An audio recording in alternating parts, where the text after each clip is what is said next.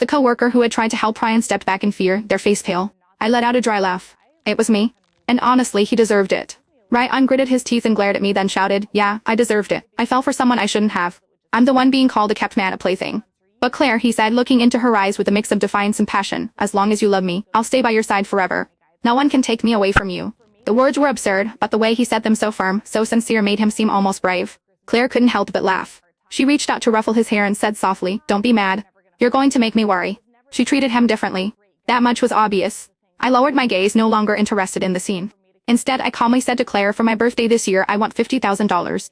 It was funny, really. We were married, yet we didn't even have each other's phone numbers. The only time I reached out to her was when I needed money. Before we got married, we had an agreement. She wanted me, and I wanted her money. Claire had always hated how materialistic I was. But in the past, no matter how much I asked for, she would always give it to me without hesitation. This time though, she looked at me with a cold smile and said slowly, you can have the money. But Isaac, first lower your proud head and apologize to Ryan. Claire was willing to pay $50,000 to buy back my dignity and give it to Ryan in the form of an apology. It was the first time she had used money to humiliate me for the sake of another man.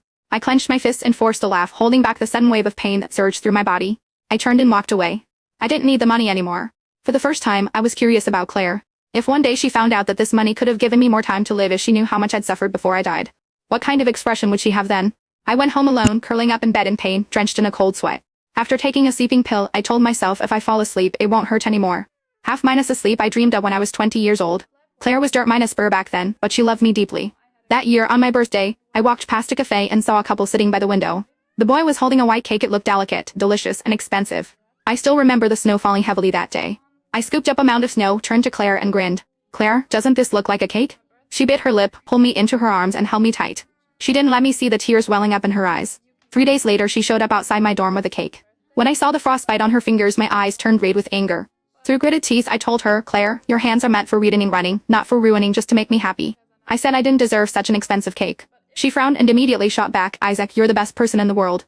You deserve all the good things it has to offer. That day, I ate the entire cake through tears. I don't even remember what it tasted like anymore. I just know that after that, I never had a cake that tasted better. I slept for a long time. Half minus conscious, I heard my phone ringing. When I picked it up, Claire's voice came through. Isaac, she said. I smiled faintly, my voice soft as I replied, Claire, it's snowing. I want cake. Before she could respond, I turned over and fell back into a deep sleep. I slept until the middle of the night when hunger woke me up. I went to the kitchen to find something to eat, only to realize Claire had come back. She had bought Ryan a big house. They lived there together. He cooked for her, made her laugh, and waited for her to come home. Claire seemed happy. She hadn't been back here in a long time. She leaned lazily against the floor minus to minus ceiling window, her eyes fixed on me. I kept my head down and walked past her, only for her to grab my arm. Frowning, she asked softly, why have you lost so much weight?